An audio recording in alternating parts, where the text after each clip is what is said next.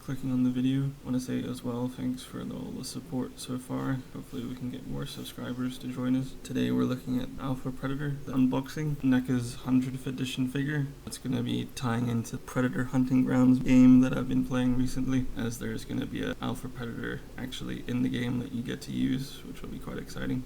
Just to start looking inside the box, we've got some interesting stuff inside the box before you even get to the figure. We've got a little excerpt here, which is basically the story behind Alpha Predator and what his background story is. The whole design is inspired by the original design for the Predator, which was scratched from the first Predator film, and it's also the costume that Jean-Claude Van Damme was actually wearing when he was starting the project, and it had kind of more of an insect feel before it finally got redesigned. We also got a poster came in the box, which is one side it's the cover art for the box, which is really nice.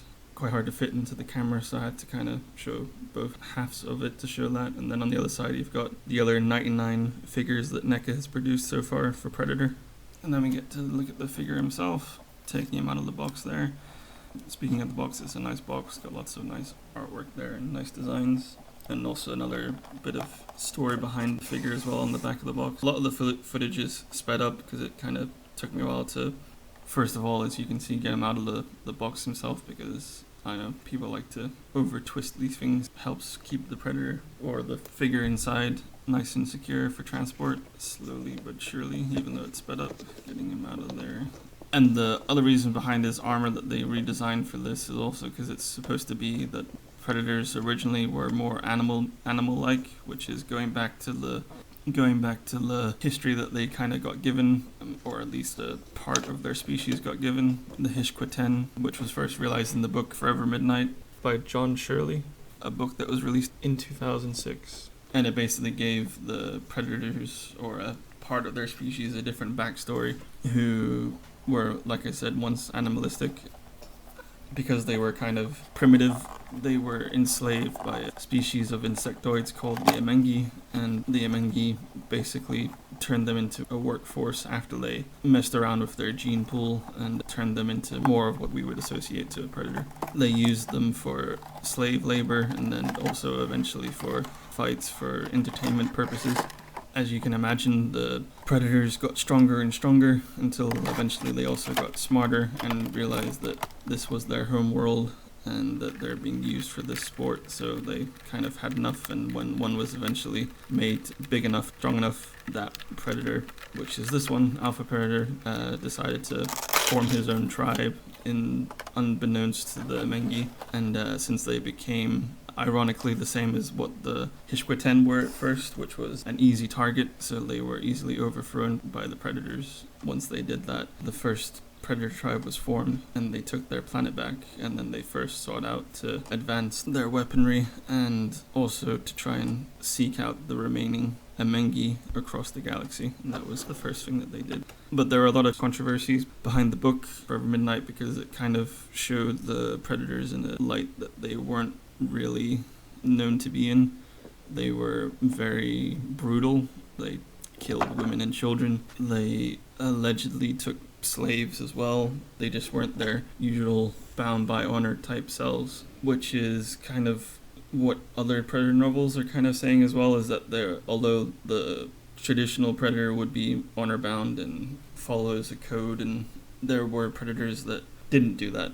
Those predators usually were either exiled, or they were, if they actually did a lot of bad stuff, they were sent to off-world planets that were very dangerous with no weapons or basic weapons, forced to fend for themselves, or they were basically just killed.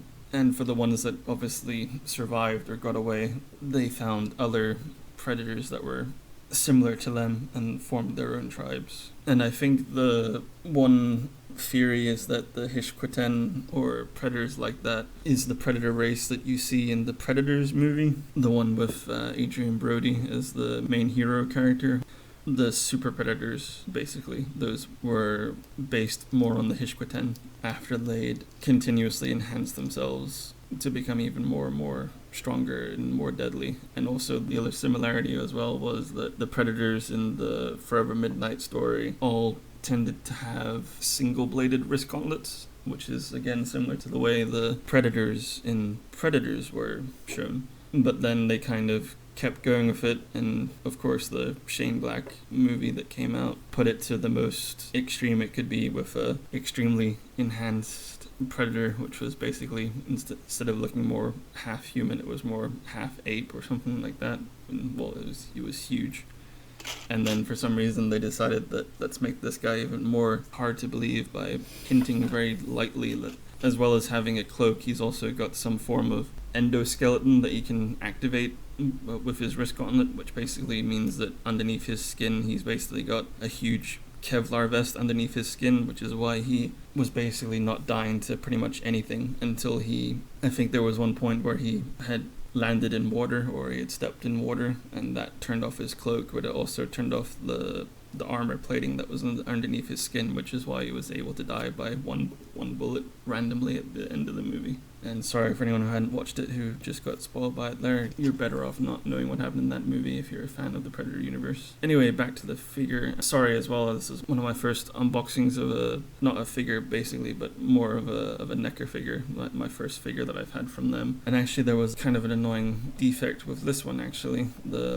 One of the legs was incredibly stiff, and also it wouldn't stretch out as far as it should, so it made posing this guy pretty hard, which is why the posing side of it is kind of hit and miss. But despite that, the Predator figure itself is really awesome. The armor, which is taken off the Amengi corpses that he had, basically just tore apart their bodies and basically wore them as an armor. And he's got some pretty cool gauntlets, which are kind of bone designed. He's got the option to add spikes to them, which are his form of wrist blades, which even for the model itself, they're actually quite edged, quite pointy. Accessories that he came with, which one in particular, which is pretty cool, is his spear, which has got lots of bones attached to it as well, which is really nice. It's kind of a shame because I don't think for the Predator Hunting Grounds game, I don't think they've given us the spear. I think they've given us his blade weapon, they've given us that, and it's kind of his signature weapon. I think it's going to be similar to the katana for the Samurai Predator in that you get it and you can also equip it to other predators. I don't know if that's the same case with his mask. I think his mask might be only for him. And just taking a quick look at his dreadlocks, which for this figure, I understand that they went with different kind of texture or different kind of material for the dreadlocks. They're a lot softer, they're not as plasticky.